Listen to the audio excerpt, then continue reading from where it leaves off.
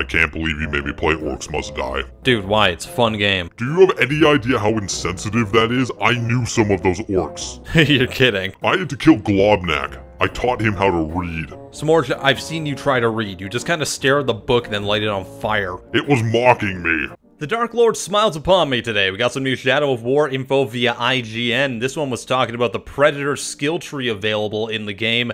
Basically, what it's boiling down to is that skill trees have been updated and customized towards certain playstyles a lot more than in the first game. Let's be real, Shadow of Mordor just let you grab all the skills like a madman by the middle of the game anyways, so it seems like you might have to pick and choose a certain playstyle over another in this one for at least a good part of the game, which in my opinion is better than being a jack of all trades. It adds replayability to the game and makes the player focus on what they have rather than what the most OP skills are in the game. The one thing I'm concerned about though is that with linear skill trees like this, it does lock abilities that you really want until later in the game potentially. I do prefer open trees that give you freedom to unlock and customize. On that note though, I'm very happy to see that they've included an expanded way to unlock skill tiers that change up how the skill functions. Alright, so let's break down the abilities and what they showed off.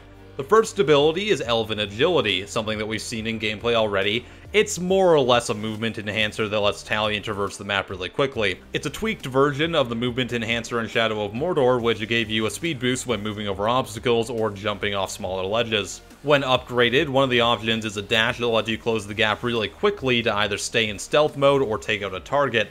Probably most useful in stealth situations or maybe even catching up to a close enemy that just started fleeing. Brutalize was next up, and it's more or less the same as in the first game. They've added some extra bonuses to upgrading it, which give Talion bonuses to things like hit streaks, might, or terrorizing enemies. It's more of a passive upgrade, but I'm not really sure what they could have done to fundamentally change it, so it's kind of okay to me. Poison Tendril might be my favorite one out of the showcase bunch by a mile. It's a twist on the ability to explode grog barrels that lets you poison them for some different effects based on how you upgrade it. You can poison Oryx to, one would assume, make them die some terrible death, or frenzy them into attacking enemies. There are also two other upgrades that haven't been revealed yet, so God knows what those could possibly be. Wraith Jane looks like a good clearing tool for more open areas. It basically sends Celebrimbor on a teleporting murder spree to take out multiple Uruks. I'm cool with that, sounds really fun. And finally, Deadly Spectre allows you to lure enemies over and have Celebrimbor take them out for you, whereas before you'd have to do it yourself. So that's what they've revealed so far, and for the most part, it's what I want out of a sequel.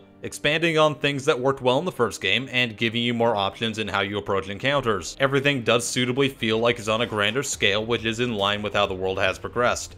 I do have one concern though that's popping up in my head more and more with every new gameplay feature. There comes a point where Talion could end up being way too overpowered with abilities. Some of these make things like staying in stealth or taking out packs of enemies even easier than it already is. That concerns me a bit, because the last game did have a really big problem with difficulty curves once you unlocked the majority of abilities. Around midway through the game, it got to the point where Talion could never die because he had too much health, or it was too easy to escape, or the combat had become too easy with Wraith Stun and other abilities. Taking these abilities and making them more powerful could cause the same effect in an even shorter period, unless the same enemies have become more powerful than the first game as well. So far, I haven't seen any indication of that, and enemies look and react and interact with the player in the same way as before.